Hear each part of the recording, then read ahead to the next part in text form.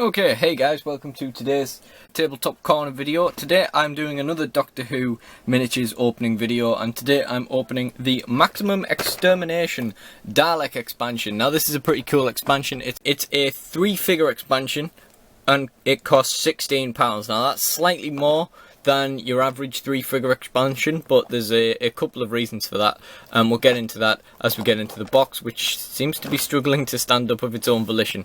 I was very excited to receive this, and I'm very interested to see why it comes in such a large box. I'm thinking maybe the Genesis arc is a bit bigger than I thought it was. It's quite a heavy box as well, so yeah, I'm going to just crack this open and see what's happening. Okay, so we got the plastic wrap off. So first of all, let's talk about the product. So, as you can see, you get the Supreme Dalek, a Special Weapons or Tank or the Abomination Dalek, and you also get the Genesis arc, which is really cool. There's more interesting stuff inside once we get into it, so let's get into it. I'm interested to see how these are packaged because they appear to just be rolling around in there. Okay, it looks like we're getting a Gallifrey box. Yeah, so they're in a Gallifrey box. So you get a bit of blurb about the Special Weapons Dalek and of course the Supreme Dalek as well. And then the Genesis arc is on the other side. And then we've got, oh there we go. Then we've got the actual Gallifrey box. The Genesis arc is looking pretty big, but I mean, okay, let's get on with it and take a look at how things are. So first of all, we'll pull out this Genesis arc. It's quite bulky actually. It is plastic. I was sort of expecting it to be metal, but that's okay. So that is what the Genesis arc is looking like. Bit boring unpainted, which is a bit of a shame because, to be honest, probably take me forever to paint it. Then we have the Supreme Dalek in multiple pieces. So there's the head. Hopefully this is coming through alright for you. It's hard to judge from the camera screen. And then there's the head of the Special Weapons Dalek as well, which is my favourite type of Dalek. I don't really know why. I just always liked this guy. Saw him in a magazine when I was a kid, and always thought he looked really cool. And then when he turns up in like Asylum of the Daleks and stuff like that, I thought that was really cool. You get quite a few adventure cards in here, and this was packed for us by Ronnie. Thank you, Ronnie. Then we've got the bottom of the Supreme Dalek there. The bottom of the Tank Dalek. Or is there a difference, actually? I don't think there's actually a difference. I thought the older one would be a different design. And then the middle parts for the Supreme Dalek, yes. I was right the first time there. So yeah, it looks like maybe they were just too big to fit in. Well, that doesn't clip together perfectly. I think that needs filing down a bit, that's probably why. Yeah, maybe I don't know, that would have fitted fine in there. I'm not sure. Well, whatever. Oh heck, how did this fit in here in the first place? There we go. And Supreme Dalek back. So, that's everything we got there. So yep, so there was the Supreme Dalek, the Special Weapons Dalek, and the Genesis arc. Very interesting pieces. Now we'll get into the cards. So, first of all, we have a Dalek time controller. This looks like, is that McCoy? I can't really work it out. I think that's Sylvester McCoy, and obviously that is Dave Lister. Might need to focus this in a little bit. I think that's readable. Dalek Time Controller. Discard this card during the initiative phase. You automatically win the initiative. This cannot be countered. And that's Daleks only. That's quite a good card because there's quite often games where you feel like if you don't win initiative that turn, you've lost. Or if you do win initiative that turn, you've won. Kind of a bit of both. And it's going to be really good for Daleks to try and avoid getting under fire markers and stuff like that. Try and get your shots off first. Try and constrict yourself a bit less. That's going to be actually a really good card for Daleks. Further reason to buy this pack, I think. Fear the power of the Daleks. Discard this card and nominate any Dalek special character. Any enemy characters within 4 inches of it and line of fire must immediately be moved the full movement allowance directly away from the Dalek. That's pretty good. That's interesting. It's like you knock back anyone that's too close to the Dalek. It's cool. You know, you can position those figures away and you'll probably still be able to shoot them. Almost certainly will still be able to shoot them with the Dalek weaponry, which is good. You don't really want people to be too close to you if you're playing Daleks, especially if they are really good melee characters. You kind of want them to go away. But you also don't want to move yourself because you get more attacker dice if you just stand there and say, come at me bro, and don't move on your turn. So that's actually a good card. I was going to say that's not a great card. I was going to say it was an okay card, but actually I think that's a really good card. And then we've got a character next. So I'm just going to quickly check. Yeah, there's a couple more adventure cards here. So we'll go through those first. Daleks Conquer and Destroy. Discard this card during the upkeep phase. All rolls to remove under fire markers are considered to be successful for the Dalek faction. Again, that's really important. Anything that can get rid of under fire markers is very, very vital. If this is the way the Daleks want to do it, that's fair enough. They can be, as I say, they don't want to move, really. They want to sort of sit where they are. So if they are getting shot at, you need a way to get rid of those under fire markers. Daleks can override, which means they can still hit on surges if they are under fire, but that's going to lead to maybe one hit, which is probably just going to get blocked. So yeah, you need to get rid of those under fire markers, especially if you're playing Daleks. So that's a really good card. These are some really, really good cards to go with these dudes. We've got Emergency Temporal Shift. Discard this card to relocate one miniature from your faction to any position on the table. All rules for terrain and distance to enemy miniatures must be observed at the end of the movement. Pretty simple. It's what you sort of expect it to do. It's pretty good. I quite like that. Again, this is going to allow a Dalek to move without technically moving. So it's still going to be able to do its full power blast, which is good. And finally, we have full power to motivators with a lovely picture of Captain Panicker from Star Wars being killed in the woods. I can't remember what the place is called.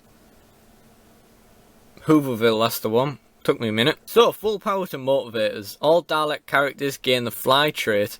If this character is used, if this card is used, any shots against Daleks are never reduced for the effect of firing across obstructions. So you get flight for the cost of losing cover. However, Daleks are all tanks anyway, so they can't really claim that much cover. I think they can only really claim cover if they behind a wall, basically. So yeah, it's probably fair enough if you're flying that you can get shot through walls. That's again probably a pretty good card, and if nothing else, this is worth it just to give you some adventure cards to use with the your Dalek faction. So with the Supreme Dalek card, so let's take a look at him. He's a 6 movement, 5 resilience, which is very, very good. 3 melee dice, 1 shooting dice, 2 fate tokens. He's a special character. Wounds 2, unique, Dalek Overlord, Override, Tank, Force Commander Dalek. We are going to check if that is elaborated on a card. Okay, some of it is. So first of all, what's nice about these is... Okay, so these don't include the powers of the cards. These don't include the power effects on the cards, but do include the standard Dalek weaponry, which is in the rulebook anyway, or the guide to the Time Vortex anyway, or in the little sheets you get with the base game. Interesting, but yeah, I think I know what all of these do anyway, so we should be fine, right? So wounds 2, we've covered that. You know, you have to kill Supreme Dalek 3 times for him to die. Unique. You can only use 1 Supreme Dalek, 1 character called Supreme Dalek. Dalek Overlord is written on the back, so we'll get out of that in a second. Override is the ability I mentioned earlier, where they can still shoot if they have under fire markers, but only hit on a surge. Tank, again, I sort of covered a minute ago, where they can only claim certain amounts of cover. I don't think it's much. And finally, Force Commander Dalek, which essentially means you have to use Daleks. On the back, we have the typical Dalek weaponry. You know, you've got Dalek Disruptor. You've got Fire Selector, which essentially means you can choose between which of these 2 you want to do. They're both energy weapons. They're integral. You've got a 6-inch ranged 4 dice or 6-inch range 8 dice, but that's hindering, which means you can't have moved during the turn, which is essentially how Daleks work. The Dalek Sucker is just an improvised combat weapon, which is a bit of a shame, but never mind. And finally, this Dalek Overlord ability. On any turn, by playing a Fate token, the Supreme Dalek may reverse the initiative order in one subphase to allow all Dalek characters to go first or second. Wow, that's really interesting. So that's kind of just made this card a little bit worse to me, because essentially what this now says is, because that covers the entire turn, but basically, quite frankly for me, Fate tokens never actually achieve anything. Like, I'll use them and I'll still get hit or still miss or whatever. So, to be honest, spending them for stuff like that, like turn priority, is probably better for me. But I can understand the benefits of both. That is a really good ability for a figure to have, though. Quite good, I quite like that. Next we have Special Weapon Dalek. Oh heck, he's got some interesting abilities. So, okay, so we've got 6, 5, +1, +2. Kind of hoping for like a +2 is more or less what I was expecting, because that's going to be 10 shooting dice and you only get 10. No Fate tokens, and he's not a special character. He is rare, he's the Abomination, he's got Overload, Tank and Blast, so hopefully we'll be able to... Oh my gosh, oh my god, look at the size of that thing. Alright, I take back what I just said, he doesn't use regular Dalek weapons anyway. Yeah, I'm going to have to go get the guide to the Time Vortex for some of this. Okay, I thought I'd try a new camera angle now we're just looking at the cards, but to be honest, I think there's too much text on this for it to really show. But yeah, okay, so, wow. So first of all, I don't think I really did it justice, but let's take another look at this Dalek Energy Cannon, okay? So that's obscene, 12 inches range, 12 combat dice. So that's going to be a total of 14 combat dice, which you definitely do not have. You have 10, so that's going to be fun. You could literally roll more hits than you can allow your opponent to roll resilience dice or something. Okay, it looks like we've got it all in on this, man, it's crazy. Energy, which we've covered before, you know, surges of hits. Integral means this weapon can't be dropped or anything. Blast we have covered before, but I'll go through that one again. Or I won't, because it's not in the guide to the Time Vortex. Oh wait, no, right, yeah, it's written at the bottom. Sorry, so we'll go through that now. Roll dice for shooting is normal. The results are equally applied to the main target and any other character, friend or foe, within 1 inch. Equally applied to the main target and any other character. Wait, equally applied? So they're all gonna get like 14 shooting dice coming at them? That's insane. Each valid target individually rolls its resistance dice against the attack. That's insane, man. We've got hindering again. Now we've got the guide to the Time Vortex, which I really should start getting out when I do these videos, but I never think. Hindering, in its exact words, a weapon or character with this trait cannot shoot in the same turn they resolve a move action. So I guess this guy can't move at all and shoot in the same turn. That's probably a fair restriction on how good the guy can shoot, and some of the abilities it has. We've got heads down as the final ability on that weapon, if 4 of them wasn't enough.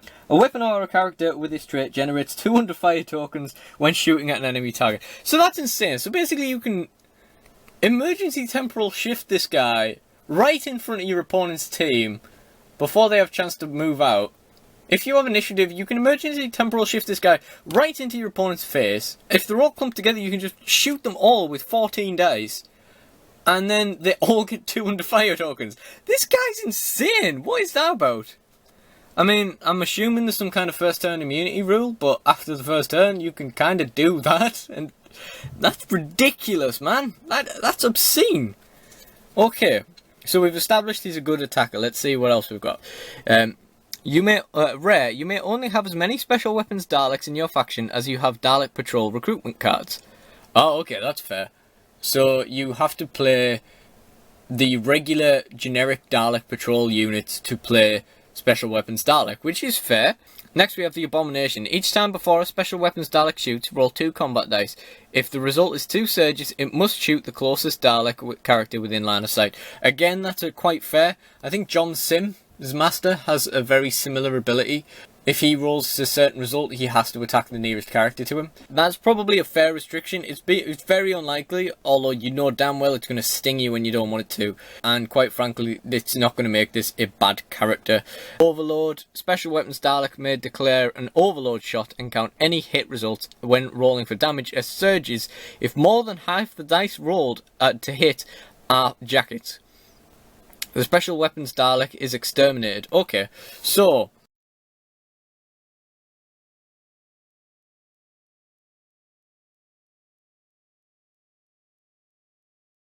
which could be very good, or it could be very bad, because this guy doesn't have any wounds and the guy he's shooting could very well be. So there's some interesting balance going on there. The last thing we've got here, by the way, is an improvised weapon, which does have RAM. So let's take a look at that. RAM, when engaging, the character receives +2 instead of +1. So he's even kind of decent at that. So he's gonna have 2 dice, 4 dice. He's going to melee with 4 dice when he engages, so that's pretty good. So, yeah, he has got his restrictions to him, but I feel like he's obscenely good. I feel like he's got some interesting balancing going on, but I feel like this... If you don't mind playing a risky team, this could be like a meta piece on its own. Like, that's pretty good. It's a pretty good piece. I'm sure he's going to get a lot of use for me. But yeah, that's more or less everything. I've spent 5 minutes just going through his card. So let's move on now to the real surprise of the day. If for those of you who don't know already, I was saying for ages that these need an expansion, and as it turns out, they're in this. So this is a bit more of where you get the extra cost for this from a 3-figure expansion. You actually get the Cult of Skaro cards to upgrade your regular Daleks into the Cult of Skaro, and that is very, very cool. First of all, it means that this is a nice expansion just on the base game, because you can just upgrade what you've already got. But, you know, it gives you the entire Cult of Skaro without having to pay for a 4-figure expansion for them. So that's kind of fair in my eyes. So, Dalek Sec. 6 movement, 5 resilience, 3 melee dice, 2 shooting dice, 1 fate token, wounds 1, unique, scientific genius, override tank, and my stuff. Now we've covered everything else so far except scientific genius. That essentially lets him count victory points off the number on the back of a vortex node if he picks one up. He also has my stuff, emergency temporal shift, which we've already looked at, and I'm going to assume he's just got regular weaponry. Yeah, he's just got regular Dalek weaponry, scientific genius explained on the back, and so on. So then we'll just move straight on to Dalek Thea. He is a 6 movement, 4 resilience, +3, +1, 1 fate token, wounds, unique, alien analysis. Okay, that's new. Override, tank, my stuff, emergency temporal shift, and he is a special character, as is Dalek Sec, of course. So let's see what this alien analysis does. If Dalek Thea exterminates an enemy character by shooting, then all subsequent shots against the character of the same type or race by any Dalek will gain a +1 shooting bonus. So your special weapons Dalek goes up to 15. This effect applies until the end of the game and doesn't stack. This effect applies until the end of the game? Wait, what? If he kills a character, for the rest of the game you get +1 against all characters of that race. That's incredible. That's ridiculous. Dalek Jest. 6 movement, 4 resilience, +3 melee dice, +1 shooting dice, 1 fate token, wounds 1, unique, engineer, which is new, override, tank, my stuff, special character. Right, let's take a look at what engineer does. So, standard Dalek weaponry. If any Dalek character within line of sight of Dalek Jest is shocked, that character may immediately roll 1 dice. If the result is a surge, it immediately recovers. It immediately recovers. Yes, that's good. That's really good. So basically you can just prevent your Daleks from being shocked if you're lucky, which is really good, because there's not many adventure cards here that are going to help you to get rid of those shock results, so that's probably going to be very important. And finally we've got Dalek Khan. 6 movement, 4 resilience, 3 shooting dice, 3 melee dice, 1 shooting dice, 2 fate tokens, wounds 1, unique, temporal expert, override, tank, my stuff, emergency temporal shift. He's a special character, and I would like to see another one of him where he's kind of blasted open. That was quite a good storyline. It's quite interesting to see him screw the Daleks over. Typical Dalek weaponry. Temporal Expert Dalek Khan may always retain the Emergency Temporal Shift Adventure card after its use if a Fate token is expended. So you can spend a Fate token to give him Emergency Temporal Shift back. So that is really good. That's an incredible set of cards. I'm actually even more impressed with this set than I already was. I might have to go and refilm the video I already filmed where I talk about my top 5 recommended expansions, because this might be number 1 now. Not that that list was really in order anyway. This is perhaps the best expansion I've seen yet in this game. These are a set of incredible cards. I don't think there's a weak link there at all. So yeah, it's very interesting. So anyway, thank you very much for watching, and goodbye.